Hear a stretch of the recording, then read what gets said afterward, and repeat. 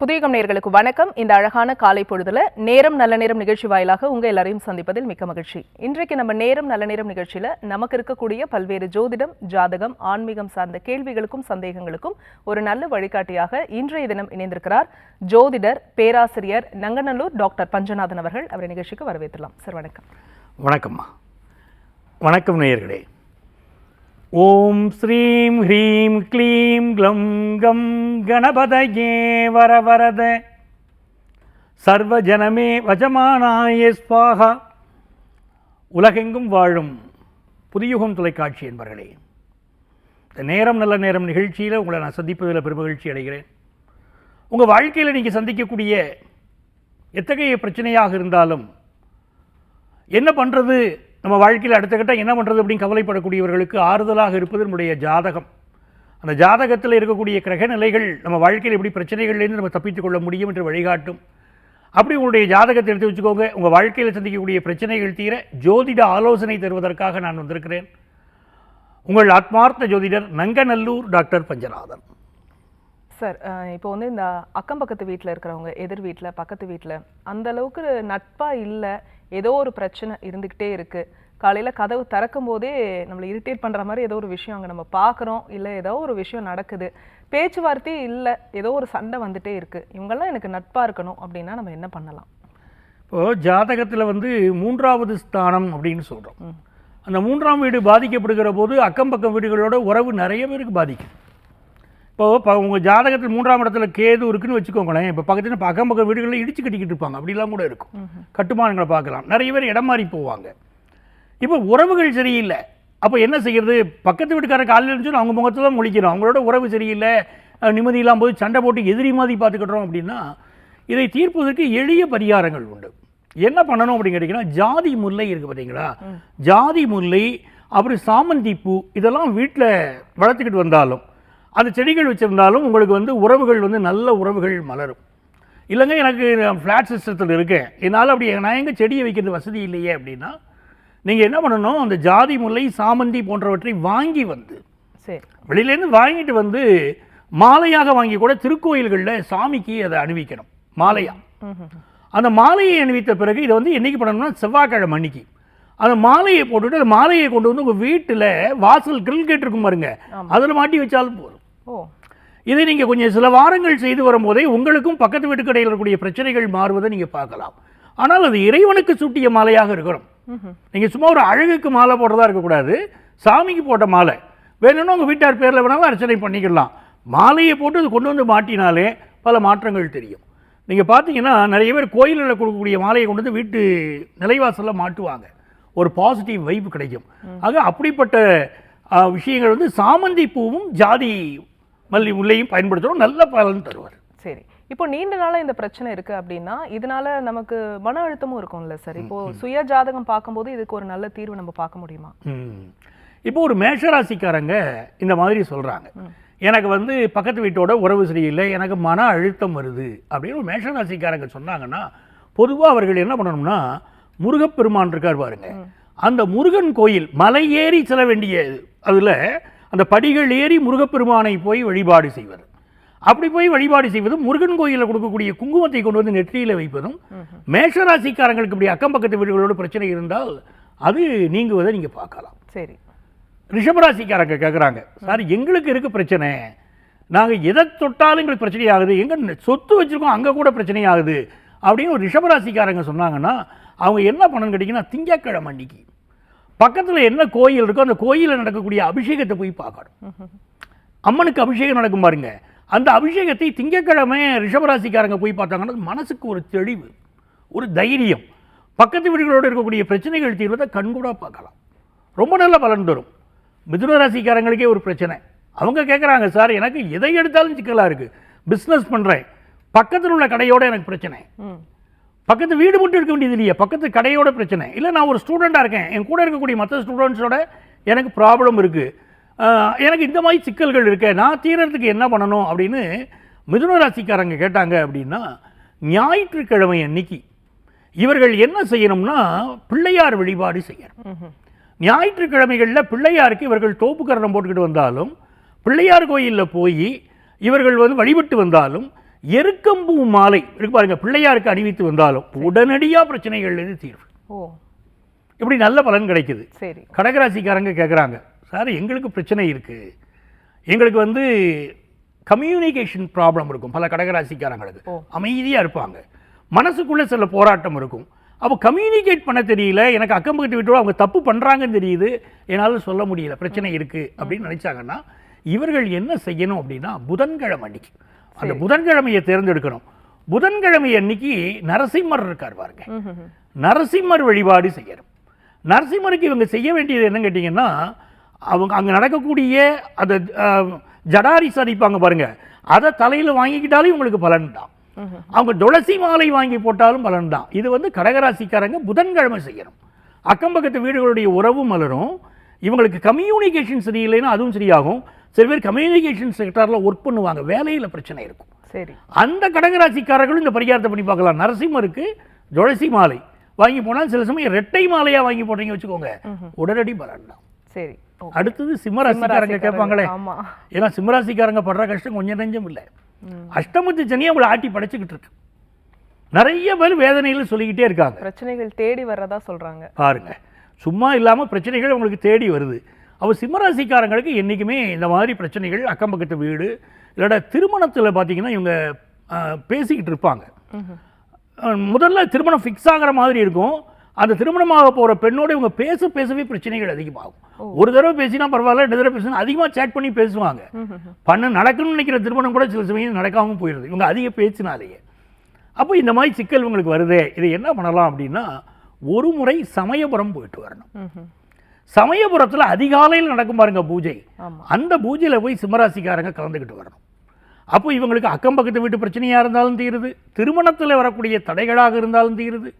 எவ்வளவு பரிகாரங்கள் பாருங்க நம்ம மக்களுக்கு, உடனடியான பலன். இப்போ சில பேர் பயணம் பண்ணிக்கிட்டு இருப்பாங்க நிறைய, அது எதை தொட்டாலும் தடை வரும். ஒரு ஃபாரினுக்கு போகணும்னு நினைப்பாங்க, போகணும் முயற்சி பண்ணிக்கிட்டு இருக்கும்போது அங்கே ஒரு தடை வரும். வெளிநாட்டுக்கு போகணும்னு நினைக்கிறாங்க, எல்லாம் தயார் பண்ணுறோம், ஆனால் கடைசி நிமிஷத்தில் இல்லை அப்படின்னு சொல்லிடுறாங்க, ஏதோ ஒரு தடை வருது. மற்ற ஃப்ரெண்ட்ஸ் எல்லாம் போயிட்டாங்க, நல்லா இருக்காங்க, நான் போக முடியலைங்கிறாங்க சிம்மராசிக்காரங்க.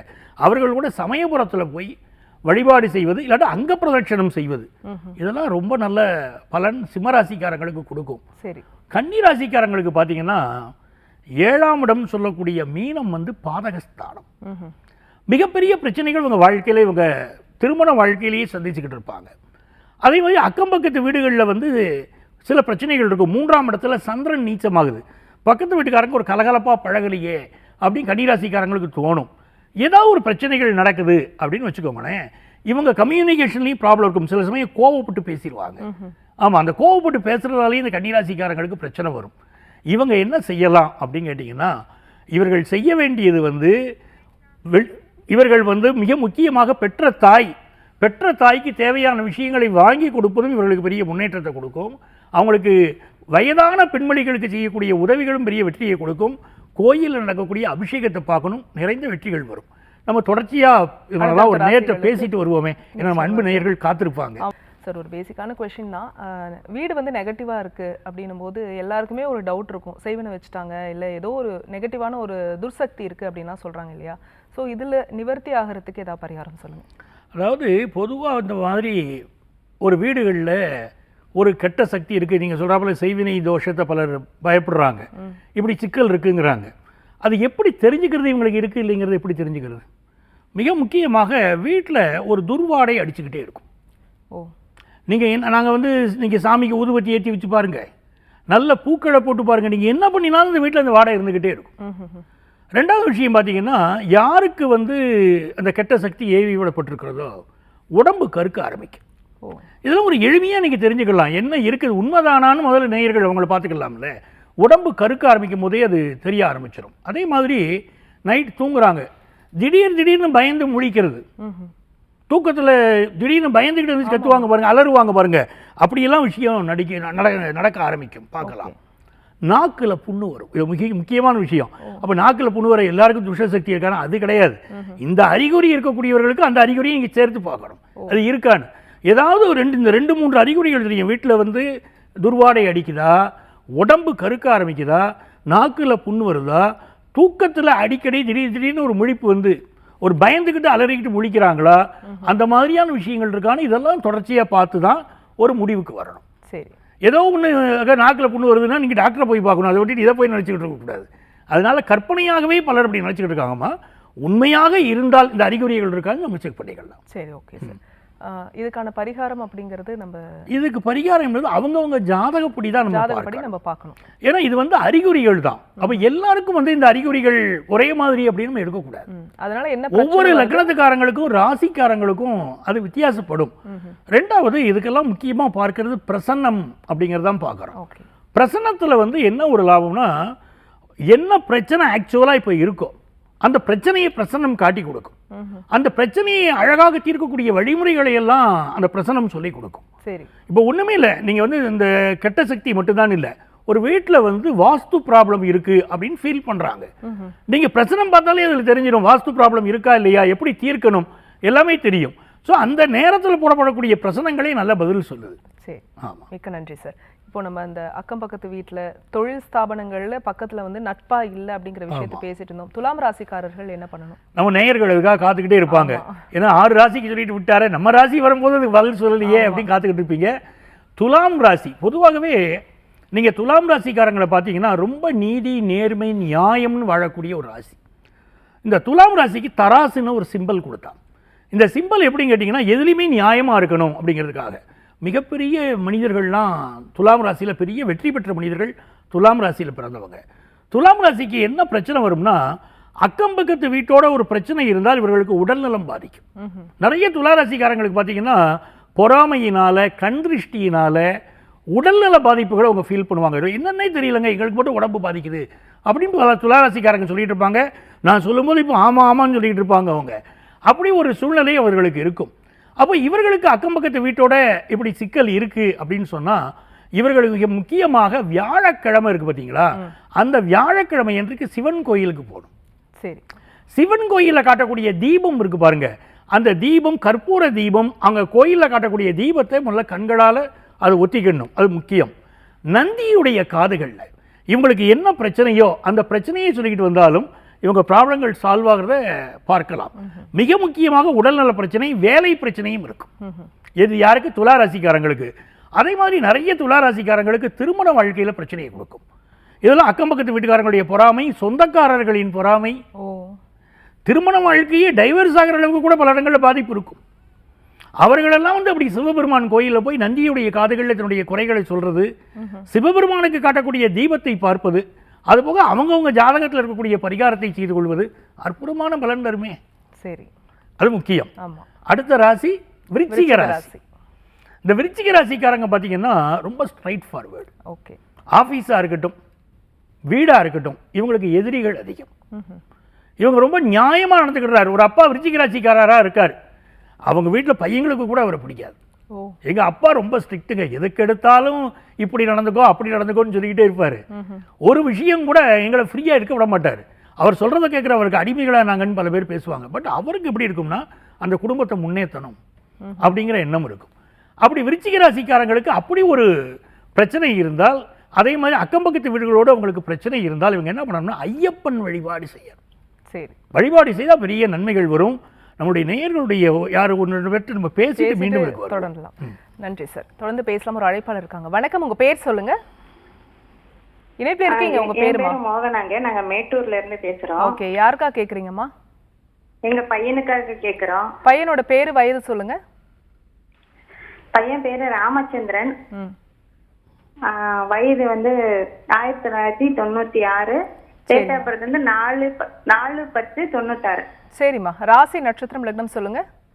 மிதுன ராசி, ரிஷப லக்னம், திருவாதிரை நட்சத்திரம். சரிம்மா, என்ன கேள்வி கேக்குறீங்க? திருமணம் தடையாயிட்டே இருக்குங்க மேடம். சரிம்மா, தொடர்ந்து பேசுங்க சார் கிட்ட. அம்மா வணக்கம்மா. சொல்லுங்க. உங்க அன்பு மகன் ஜாதகத்தில் நிறைய மனக்குழப்பம் காட்டுதுமா. முதல்ல சரிங்களா, நிறைய மனக்குழப்பம் இருக்கு. இவர் என்ன செய்யணும் அப்படின்னா, ராமர் கோயிலுக்கு போகணுமா. திருமண தடை இருக்குன்னு சொன்னால் பக்கத்தில் எங்கே ராமர் கோயில் இருக்குன்னு சொல்லுங்க, இவரை போக சொல்லுங்க, ராமச்சந்திரனை போக சொல்லுங்க. ராமர் கோயிலுக்கு அவர் போகணும். ராமர் கோயில்களுக்கு புதன்கிழமை போகணும். அந்த கோயிலில் அமர்ந்துமா விஷ்ணு சகஸ்ரநாமன் ஒரு ஸ்லோகம் இருக்குது பாருங்க, அந்த ஸ்லோகத்தை படிக்கணும். பெரிய செலவு கிடையாது, எதுவும் செய்ய வேண்டாம், கோயிலுக்கு போனால் போதும்.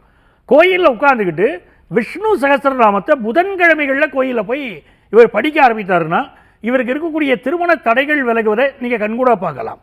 அது மாதிரி வீட்டில் ஸ்ரீராம ஜெயம் என்பதை வீட்டோர் அனைவரும் எழுதிக்கிட்டு வரலாம். வீட்டில் சுப செய்திகள் வரும். அந்த மாதிரி திருமண தடைகள் இருந்தாலும் அது நிவர்த்தி ஆயிரும். அதனால ஸ்ரீராம ஜெயம் எழுதுவதும் நல்லது. ராமர் கோயிலுக்கு போகணும், விஷ்ணு சகஸ்ரநாமம் படிக்கணும்.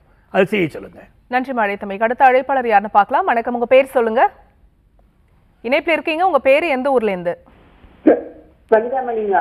எந்த ஊர்ல இருந்து பேசுறீங்கம்மா?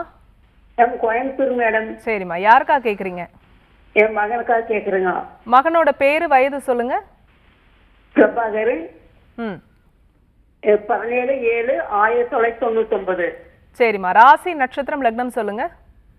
சிம்ம ராசி, உத்தர நட்சத்திரம். ஆடி இது 8 8/5. சரிம்மா, லக்னம் என்ன?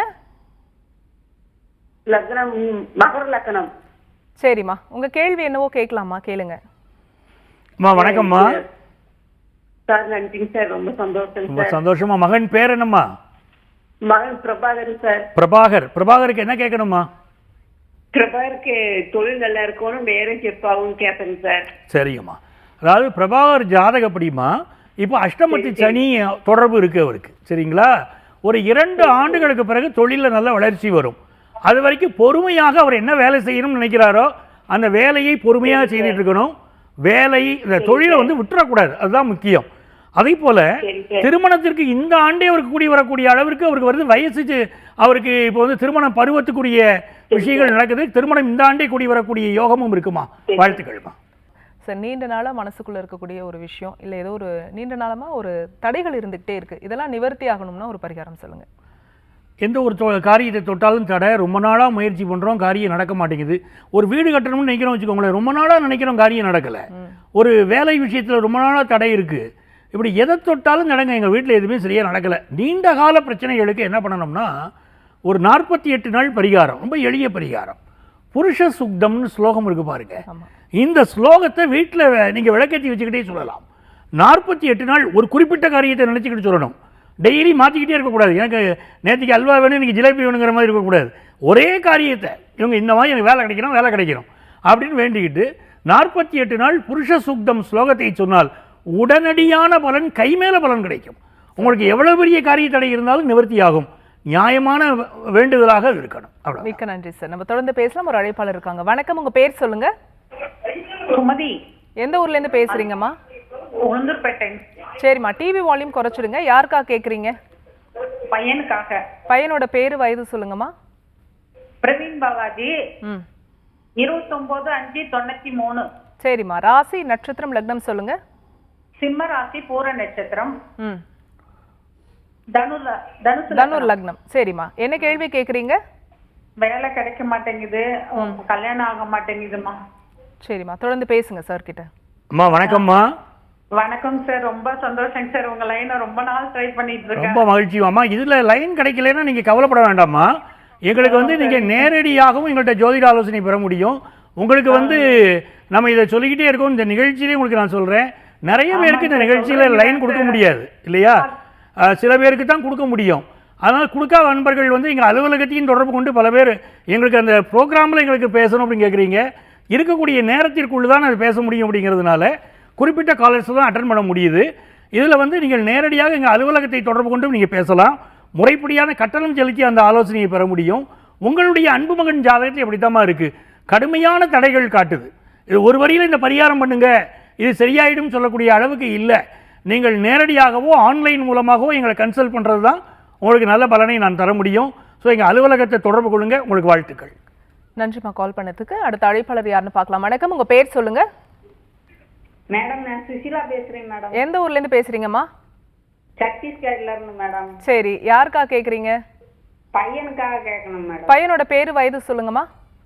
நிஷாந்த் குமார். 28/5/99 மேடம். சரிம்மா, ராசி நட்சத்திரம் லக்னம் சொல்லுங்க. துலா ராசி, சுவாதி நட்சத்திரம் மேடம். லக்னம்மா? லக்னம் தெரியல மேடம், ஞாபகம் இல்ல. சரி, மகனுக்காக என்ன கேள்வி கேட்குறீங்க? கல்யாணத்தை பத்தி கேட்கணுமா? திருமணத்திற்காக கேட்குறீங்க. தொடர்ந்து பேசுங்கம்மா. அம்மா வணக்கம்மா. சார் வணக்கம் சார். வணக்கம். அன்புமகன் பேர் என்ன சொன்னீங்க? நிஷாந்த் குமார் சார். நிஷாந்த் குமார். சரி, அவருக்கு என்ன கேட்கணும் உங்களுக்கு? திருமணம் எப்போன்னு தெரியணுமா? பத்தி கேட்கணும் சார். அதான் திருமணம் எப்போன்னு தெரியணும் உங்களுக்கு? ஆமா சார். சரிங்கம்மா. அதாவது இந்த ஆண்டே திருமண வயது கூடி வருதுமா அவருக்கு. நீங்கள் இப்போவே பார்த்துக்கிட்டு தான் இருக்கீங்க.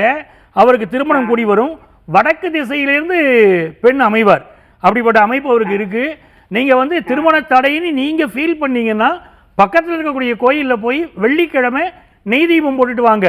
நீங்களே செய்யலாம் அவங்க அன்பு மகனுக்காக. இந்த வருஷம் திருமணம் கூடி வந்துடும். நல்ல முறையில் வாழ்க்கை அமையும். நல்ல அவர் வாழ்க்கைக்கு உறுதுணையாக இருக்கக்கூடிய ஒரு நல்ல பெண்மணி அமைவார்னு ஜாதகத்தில் இருக்குமா? வாழ்த்துக்கள். நன்றி அழைத்தமைக்கு. அடுத்த அழைப்பாளர் யாருன்னு பார்க்கலாம். வணக்கம், உங்க பேர் சொல்லுங்க. சொல்லுங்கம்மா. எந்த ஊர்ல இருந்து பேசுறீங்க? விழுப்புரத்துல. சரி, டிவி வால்யூம் குறைச்சிடுங்கம்மா. யாருக்கா கேக்குறீங்க? எனக்கு தான் மேம் கேட்கலாம். உங்களுடைய வயது என்னம்மா? வயது 29. 29. ராசி நட்சத்திரம் லக்னம் சொல்லுங்க. ராசி சிம்ம ராசி, மக நட்சத்திரம். சரி, குழந்தைக்காக கேட்கணும். சரிம்மா. லக்னம் என்ன? கன்னி லக்னம். கன்னி லக்னம். சரிம்மா, குழந்தைக்காக கேக்குறீங்க. தொடர்ந்து பேசுங்க சார் கிட்ட. அம்மா வணக்கம்மா. வணக்கம் சார். மிகுந்த மன உளைச்சல் இருக்கீங்க இல்லையாம்மா? எப்பவுமே ஒரு சமீப காலமாக மன அழுத்தமும் மன உளைச்சலும் உங்களுக்கு அதிகம் இருந்துக்கிட்டே இருக்குது. அந்த புத்திரபாக்கியம் சம்மந்தமாக மெடிக்கல் அட்வைஸ் எடுத்துகிட்டு இருக்கீங்க இல்லையா? அது நிறைய தடைகள் பிரச்சனைகளை எனக்கு காட்டுது. என்னம்மா? மெடிக்கல் சைட்லேயே பார்க்கலாமான்னு ஒரு ஐடியா சார், உங்ககிட்ட கேட்கணும். ஆமாம், ஏன்னா இதில் வந்து செயற்கை முறை கருத்தரித்தலில் குழந்தை பாக்கியம் அமையக்கூடிய யோகம் இப்பொழுது நடந்துக்கிட்டு இருக்கு உங்கள் ஜாதகத்தில். நீங்கள் தாராளமாக மருத்துவரை சந்திக்கலாம். அதோடைய பலன் உங்களுக்கு கிடைக்கும். சரிங்களா? இது வந்து நவம்பருக்கு பிறகு நல்ல பலன் கிடைக்குமா? அது வரைக்கும் இந்த மன உளைச்சலும் போராட்டமும் இருக்கும். நவம்பருக்கு பிறகு நல்ல பலன் கிடைக்கும். நீங்கள் வந்து செய்ய வேண்டிய ஒரு பரிகாரம் இருக்குமா? அதாவது பிள்ளையாருக்கு அருகம்புல் மாலை, இதை வந்து ஒவ்வொரு ஞாயிற்றுக்கிழமையும் பிள்ளையாருக்கு அருகம்புல் மாலை போட்டுக்கிட்டே இருங்க. வீட்டில் உட்காந்து கணேச பஞ்சரத்னம்னு ஒரு ஸ்லோகம் இருக்குது. கணேச பஞ்சரத்னம். வீட்டில் அமர்ந்து விநாயகருடைய ஸ்லோகத்தை சொல்லிக்கிட்டே இருங்க. இந்த கருத்தரித்தலோட தடை, இந்த அடிக்கடி அபார்ஷன் ஆகக்கூடிய பிரச்சனைகள் எல்லாம் இந்த ஸ்லோகத்தை சொன்னாலே சரியாகும். அதனால் விநாயகரை வழிபடுங்கள். செயற்கை முறை கருத்தரித்தலுக்கு நீங்கள் முயற்சி பண்ணலாம். நல்ல முறையில் அமையுமா? வாழ்த்துக்கள்மா. நன்றி அழைத்தமைக்கு. சார், இப்போது நம்ம சுய ஜாதகம் பார்க்குறோம் அப்படின்னா என்னென்ன விஷயங்கள்லாம் தெரிஞ்சுக்க முடியும்? ஒரு சுய ஜாதகத்தை பார்க்கும்போது ஒரு மனிதனுக்கு அவர் ஒழுக்கமானவரா, அவர் வாழ்க்கையில் அவர் முன்னேற்றம் உண்டா, இவருக்கு என்ன விதமான தடைகள் வரும், இவர் வாழ்க்கையில் எந்தெந்த வயதில் இவருக்கு மேன்மைகள் அடைவார், எல்லாமே தெரிஞ்சுக்கலாம். ஒரு 2வது ஸ்தானம்ங்கிறது இவருக்கு வரக்கூடிய பண வருமானம், இவருடைய குடும்ப வாழ்க்கை, நாளைக்கு வரக்கூடிய கணவர் அல்லது மனைவி இவங்களுக்கு ஒத்து வருவாங்களா, குடும்பத்தில் பிரச்சனை இல்லாமல் இருக்குமா, அதெல்லாம் ஒரு ஜாதகத்தில் தெரிஞ்சிடும். நம்ம முதலே சொன்ன மாதிரி அக்கம் பக்கத்து வீட்டோட பிரச்சனை, இவருடைய கம்யூனிகேஷன், இவருக்கு பேச்சு வருமா வராதா, பேச்சினால் உலகம் வெல்ல முடியுமா வெல்ல முடியாதா, இவர் தோற்று போவாரா, எல்லா விஷயம். ஒரு பிஸ்னஸ் பண்ணுறாங்கன்னா பேரம் பேசி இவர் பிஸ்னஸ் பண்ணலாமா, இல்லை இருக்கிறத ஏற்றுக்கிட்டு பண்ணணுமா, பிளாட்ஃபார்மில் பிஸ்னஸ் பண்ணால் நல்லா இருக்குமா, பெரிய கடை வச்சா தான் இவருக்கு லாபம் வருமா, எல்லாமே நீங்கள் தெரியலாம். சொந்த வீடு கட்டக்கூடிய யோகம் உண்டா, அம்மாவுக்கு இவங்களுக்கு இடையில உறவு எப்படி இருக்கும், இப்படி உள்ள விஷயங்களும் நீங்கள் தெரிஞ்சுக்கலாம். தேக ஆரோக்கியம் எப்படி இருக்கும், குழந்தை பாக்கியம், குழந்தை பாக்கியத்துடைய விஷயத்தை இந்த ஜாதகம் சொல்லுது. இயற்கை முறையில் குழந்தை பிறக்குமா, செயற்கை முறையில் குழந்தை பிறக்குமா, இப்போ பேசிய சகோதரிக்கு கூட சொன்னோம். அதே மாதிரி அந்த குழந்தை பிறப்புங்கிறது உண்டா இல்லையா, பலரும் அதை கேட்குறாங்க. காதலில் வெற்றி பெறுவாரா இல்லையா, அவருக்கு காதல் திருமணம் தானா, இல்லை பெற்றோர் பார்த்து வைக்கக்கூடிய திருமணமா, திருமணத்தில் எந்த அளவுக்கு மகிழ்ச்சியாக இருக்கும், எல்லாமே தெரியும். நம்ம அதனால இது எல்லா வகையான விஷயங்களும் ஜாதகத்தில் தெரிஞ்சுக்கிட முடியும். ஏன்னா இன்னைக்கு நிகழ்ச்சியில் எல்லாருமே தாய்மார்கள் அவங்களுடைய மகனுக்காகவோ மகளுக்காகவோ திருமணத்திற்காக தான் மெயினாக கேட்டாங்க. சுய ஜாதகத்தினுடைய முக்கியத்துவம் என்ன அப்படிங்கிற விஷயத்த சொன்னீங்க. மிக்க நன்றி. நேர்கள் கேட்டு அவங்களுடைய கேள்விகளாக இருக்கட்டும், அதே மாதிரி தொழிலில் இருக்கக்கூடிய தடைகள், அக்கம் பக்கத்தில் இருக்கக்கூடிய அந்த பகையெல்லாம் நட்பாக மாறுறதுக்கு பரிகாரங்களும் சொல்லியிருக்கீங்க சார். மிக்க நன்றி. மிக்க நன்றிம்மா. இந்த நிகழ்ச்சியை பார்த்து கொண்டிருக்கக்கூடியவர்கள் எங்களிடம் ஜோதிட ஆலோசனை பெற விரும்பினால் சென்னையில் டி நகர்லையும் நங்கநல்லூர்லையும் நம்ம ஆஃபீஸ் இருக்குங்க. முறைப்படியான கட்டணம் செலுத்தி எங்கள் ஆலோசனையை பெறலாம். அதே மாதிரி ஆன்லைன் கன்சல்டேஷனும் உண்டு. உங்கள் வாழ்க்கைக்கு வழிகாட்ட நான் காத்திருக்கிறேன். உங்கள் ஆத்மார்த்த ஜோதிடர் நங்கநல்லூர் டாக்டர் பஞ்சநாதன். நேர்களை மீண்டும் மற்றும் ஒரு நிகழ்ச்சியில் சந்திக்கலாம். நன்றி, வணக்கம்.